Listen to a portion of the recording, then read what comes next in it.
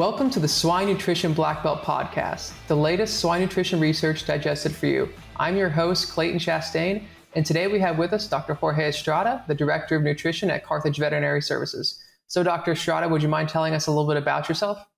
Thanks, Clayton. Glad to be here. Thanks for the invitation.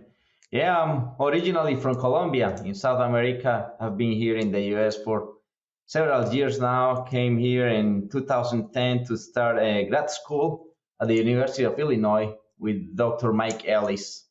Fortunate enough to work with him and with the group at the Masschhoffs, working a lot on nutrition, especially on applied nutrition and doing a lot of commercial research with them, and have been since then linked with the swine industry and working in applied nutrition for several years now. So yeah, thanks for the invitation again.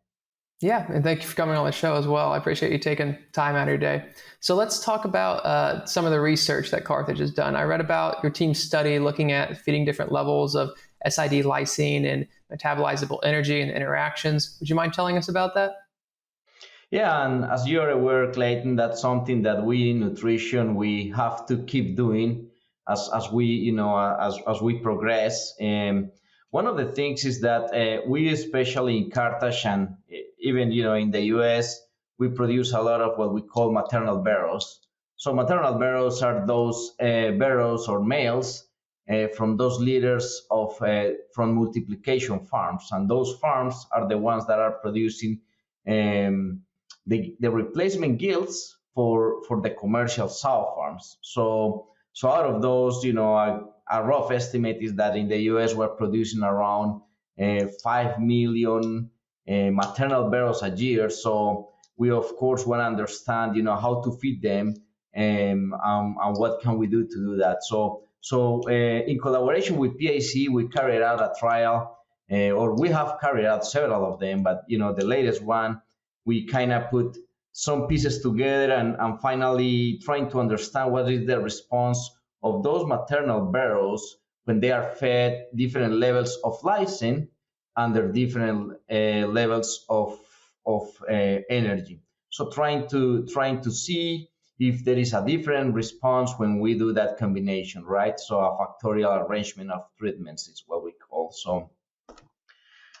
So with that said, if you want me, I'll dig into a little bit of what we did there. That trial involved around 1,100 pigs, and then basically it's a grow finish trial. So we didn't do by phase. We basically took the pigs at around 34 kilograms and then have them on treatment throughout the study until marketing.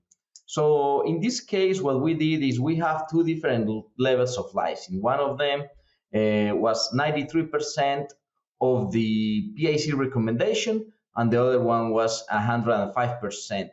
The 93% that we put there was originally defined through several other trials that we have done with maternal barrows, and then we have identified that that's pretty close of what they need, of what they do. One of the important things with maternal barrows is that they are a little bit harder to start, at weaning, and they also tend to have a little bit more problems with biases. If they don't have the right ventilation, maybe if they don't have the right nutrition. So with that said, 93% is a level that it's been working for us well over the last couple of years. And then on top of that, as I mentioned, what we did is we tried those two different levels of lysine with two different levels of energy. So what we call a low energy diet, pretty low, basically no fat, right? A coarse soybean and DDG diet.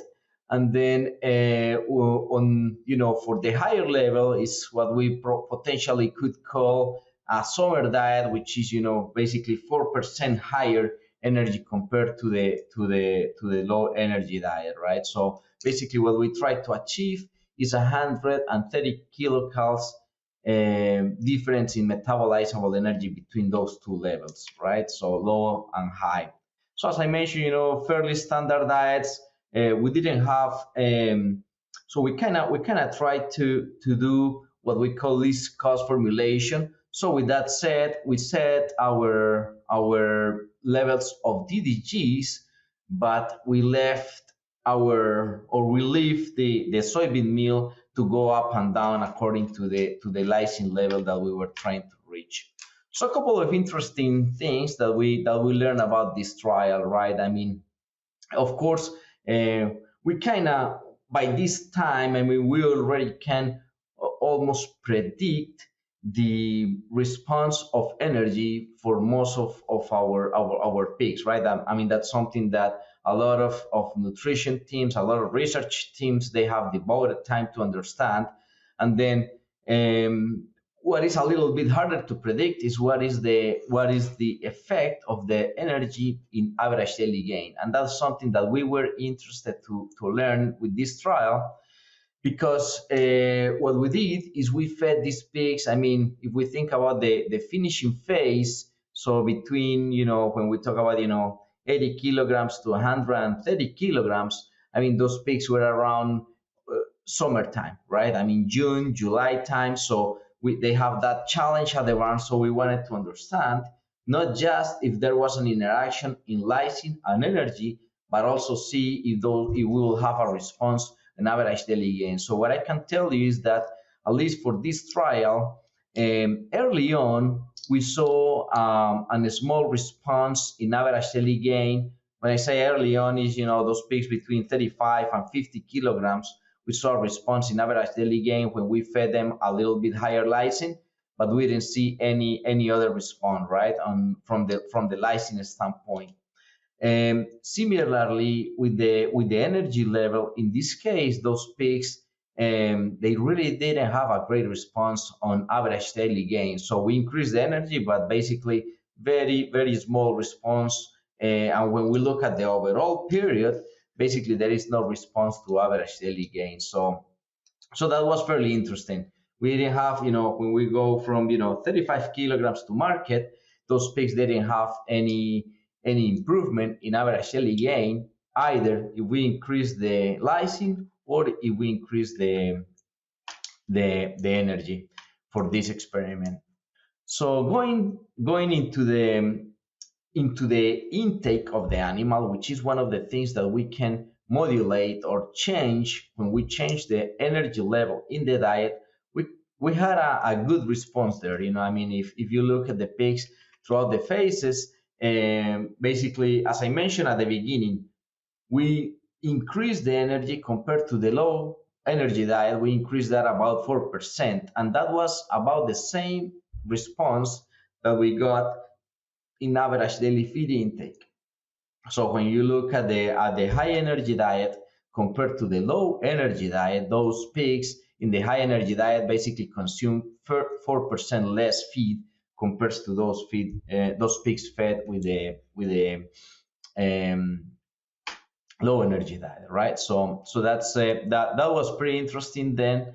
And then the other part that is important, Clayton, to understand when we're thinking about feeding pigs and energy strategies is that the response of energy changes according to the growth phase of the pig. In this case, we couldn't measure that accurately because, remember, we fed the pigs from 35 kilograms to market, but what we did is for each of those phases, we will be measuring, how that pig grew from 35 kilograms to, for example, 50 kilograms, then to 35 kilograms to 75 kilograms. And as you progress in the growth curve of those pigs, they actually have a better response to increase in energy. Basically, what I'm trying to say, basically heavier pigs will have a better response. That could be due to the restriction of the animal, floor space, feeder space, something like that, right? Because interestingly enough, I mean, if you think about it, so basically at the beginning of the trial, we were getting an improvement in feed efficiency of about 4%. By the end of the trial, if we think about that phase from 35 kilograms to 124 kilograms, which is right before start marketing those pigs, basically we had a response of 4% at the beginning, and then at the end we were having a response of about 5%, right? So greater response compared to the improvement or increase in energy. We didn't get any response on the lysine increase, right? I mean, so basically we increased the lysine in the diet and we didn't have any response on the feed efficiency of these pigs, or we didn't have any interaction either. So when we look at the overall period, and this is interesting because as I just mentioned, when you have those pigs up to 124 kilograms, you have a pretty good response in that feed conversion, right?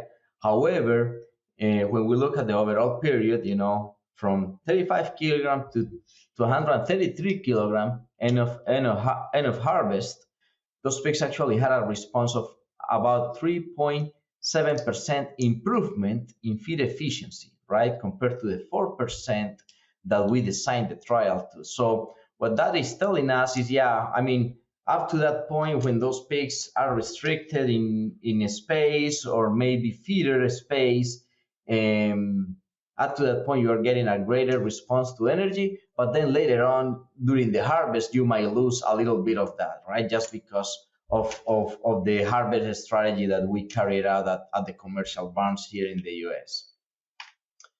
So finally, one of the things that we also we put a lot of emphasis on what is called there, the lysine efficiency, right? So lysine efficiency is one of those things that it helps us to understand how many grams of lysine is that pig eating per each of those kilograms that they are putting. So in this case, our lysine efficiency for the lower lysine level, 93% of the curve, was around 21 grams per kilogram of gain. So that's telling us that those pigs are right where we need them to be, right? If you read a lot of literature out there, most of the lysine efficiency should be around 19 to 20 grams of lysine. So when we overfeed those pigs with 105% of their requirement, that lysine was 23 grams per kilogram. So that's telling us that there is some inefficiency going on.